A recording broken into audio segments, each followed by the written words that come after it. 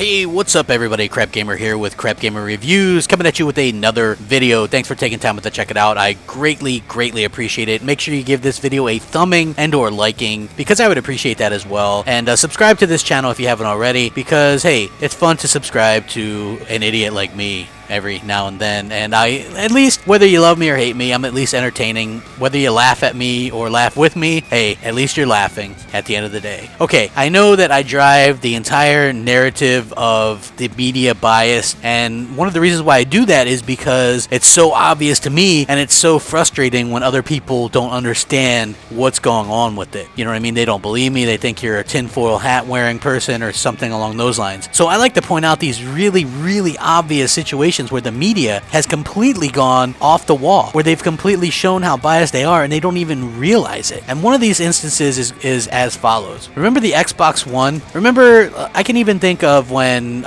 Ryan McCafferty from IGN, who's an Xbox dude, interviewed Phil Spencer, the head of Xbox, and he complained about the external power supply on the Xbox One. He just hated it. He talked up how the PS4 had an internal one. Everybody loves the PS4 because it has an internal power supply and things like that, right? So now these early reviews for the Xbox One Slim, or the Xbox One S as it's called, have come out, and now they're saying, well, we really like it, but you know, we're really worried about overheating with the internal power supply. So now they're complaining about the internal power supply. So they complained about an external power supply, and now these same outlets are complaining about an internal power supply. Which one is it? It's like one of those situations where you're damned if you do, you're damned if you don't, and I don't understand it. I don't like it. I think it's absolutely ridiculous, and this is just one of those really obvious situations where you can tell that the media has an agenda, and nothing Microsoft does is ever going to be good enough. And I think as long as what Microsoft does is good enough for us, the hardcore fans, that they'll be okay and we'll be okay as gamers, because at the end of the day, I'm not sure that the media will ever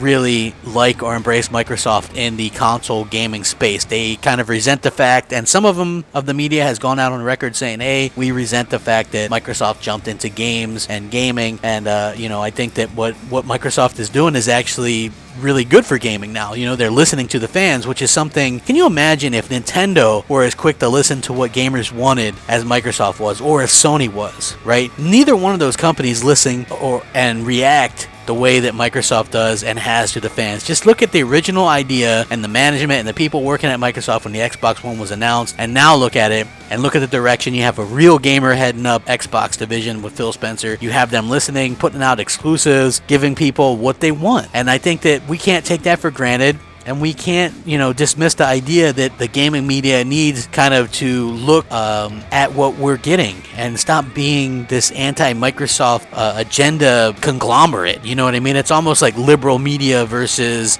you know, non-liberal media with politics. And it's just absolutely ridiculous. And I think that I would love to see that change, that narrative change in the long run. But how can you hate an external power supply with the original Xbox and then also hate the internal one when they do it that way? Like, what in the world are these people thinking? I just don't understand it. I think it's ridiculous, and I know I can't be the only one. So hopefully you guys are the, you know, the breath of fresh air, the voice of reason, and say, hey, you know what? Crapgamer's not completely off his rocker. He's not completely insane.